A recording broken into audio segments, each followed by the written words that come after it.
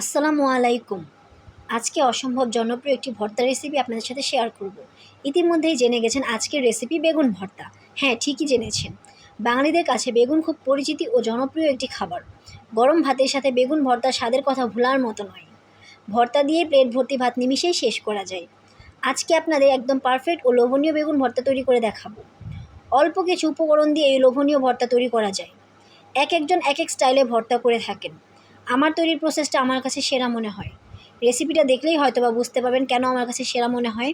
তো চলুন রেসিপিতে চলে যাই। বেগুন ভর্তা করার জন্য আমি একটি বেগুন নিয়ে নিয়েছি।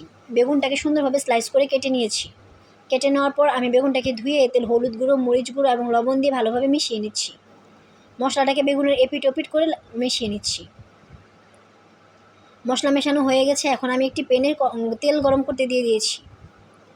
তেলটা গরম হয়ে গেলে আমি এখানে মশলা মাখানো বেগুনগুলো এক এক দিয়ে দিচ্ছি। এক কথায় বেগুন ভাজির মতো বেগুনটাকে ভাজি করছি আর কি, বা বেগুনের বড়া বলেন বা বেগুন ভাজা বলেন, যাই বলেন। তো বেগুনটাকে সুন্দরভাবে ভেজে নিয়েছি। ভেজে নেওয়ার পর আমি বেগুনগুলোকে তুলে নিচ্ছি।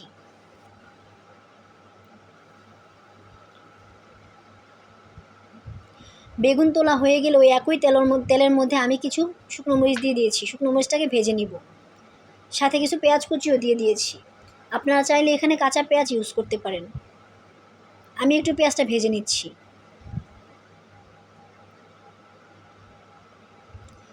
পেঁয়াজটা ব্রাউন কালার হয়ে গেলে পেঁয়াজটাকে নামিয়ে নিব। পেঁয়াজ ভাজা হয়ে গিয়েছে। তারপর সুন্দর করে মরিচ আর পেঁয়াজটাকে ডলে নিব। স্বাদ মতো লবণ দিয়ে মরিচ আর পেঁয়াজটাকে ডলে নিব। ভিডিওতে আপনারা দেখতে পাচ্ছেন।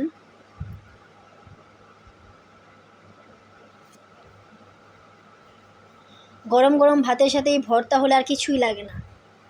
নিমিষে এক প্লেট খেয়ে নেওয়া যায়, তাই না? কে কে বাসায় এই ভর্তাটা করে খেয়েছেন জানাবেন।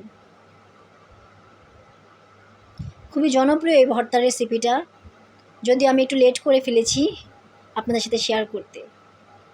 তারপর আমি এখান থেকে বেগুনের খোসা বা চামড়া যাই বলেন এটাকে সরিয়ে নিচ্ছি, বেছে নিচ্ছি।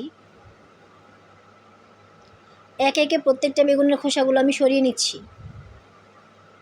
কি সুন্দরভাবে বেগুনগুলো সেদ্ধ হয়েছে দেখতে পাচ্ছেন। হাত দেওয়ার সাথে সাথে যেন ভেঙে যাচ্ছে। তারপর পেঁয়াজ আর মরিচের যে ভর্তাটা করেছিলাম সেটার সাথে বেগুনটাকে মিশিয়ে নিব।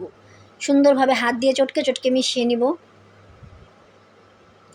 পরিমাণ মতো সরিষার তেল দিয়ে দিব। সরিষার তেল দিয়ে আবার কিছুক্ষণ চটকে নিব। নেওয়ার পর শেষে ধনেপাতা দিয়ে দিব। ব্যাস, হয়ে গেছে আমার মজাদার ভর্তা। মজাদার এবং লোভনীয় ভর্তা। আপনারা বাসায় অবশ্যই ট্রাই করবেন। ধন্যবাদ সবাইকে, সবার সাপোর্ট চাই। ধন্যবাদ সবাইকে। আসসালামু আলাইকুম।